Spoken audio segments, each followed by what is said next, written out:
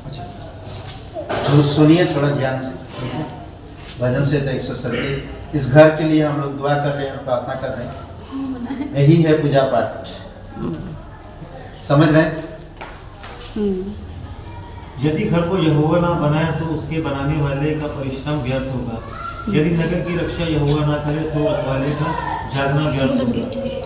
तुम जो सवेरे उठते और देर करके विश्राम करते और दुख भरी रोटी खाते हो, यह तुम्हारे लिए व्यर्थ ही है, क्योंकि यह अपने प्रियो को यूं ही नींद प्रदान करता है।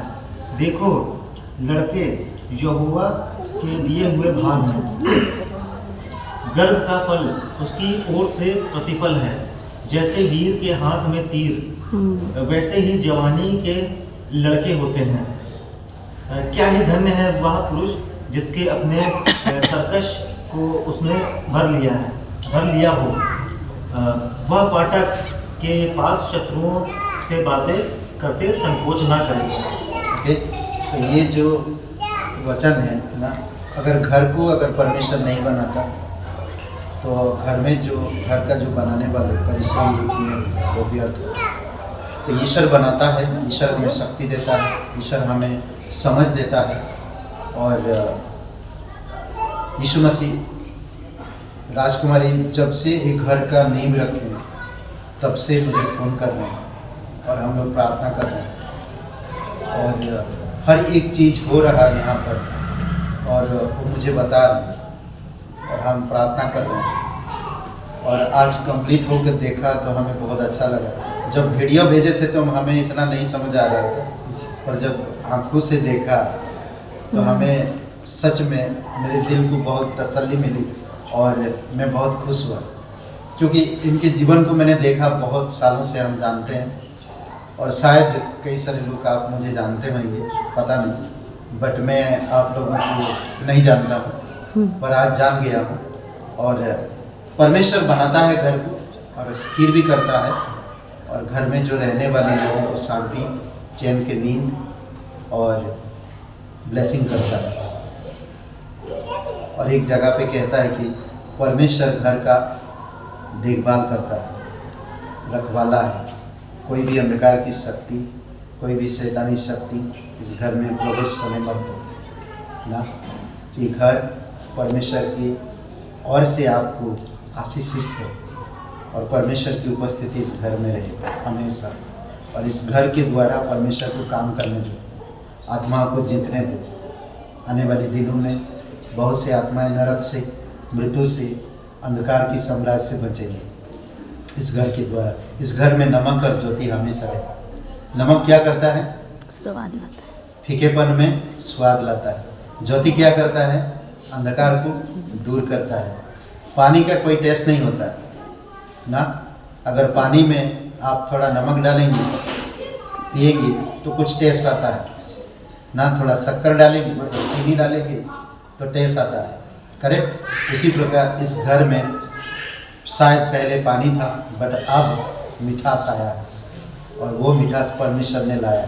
प्रभु यीशु मसीह एक जगह पे कहते हैं, एक शादी की भोज में गए थे और उस जगह पर जो शरबत होता है वो ख़त्म हो गया था और वहाँ की जो लोग शरबत मांग रहे थे और शरबत नहीं था।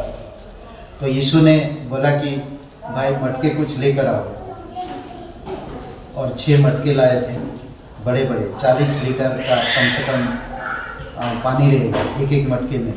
6 मटके था और 6 मटके में पानी भरने के लिए कहा और पानी भरा वो लोगों ने।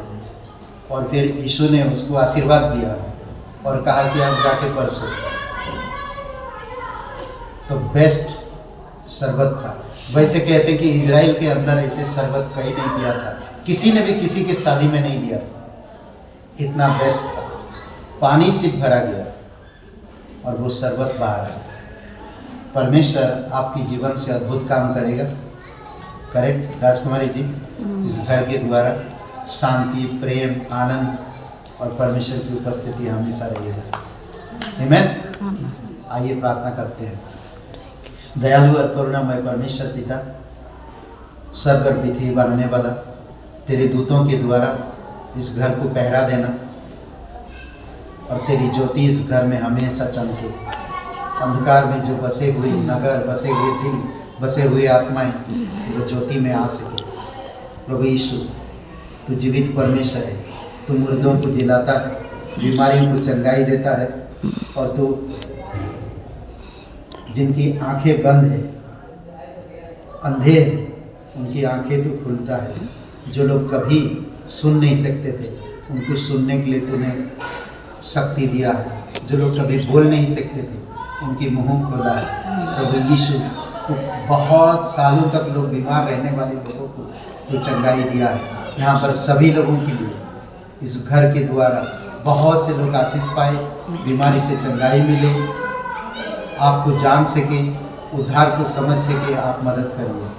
तू सच्चा और जीवित परमेश्वर, तू हमारे अपराध और गुनाहों के कारण क्रूस पर जीवन दिया, कब्र गया, तीसरे दिन मरे हुए से जीवित। धन्यवाद देते, तो हमारी अपराधों को हमसे हमेशा के लिए दूर किया और हमें नया जीवन दिया।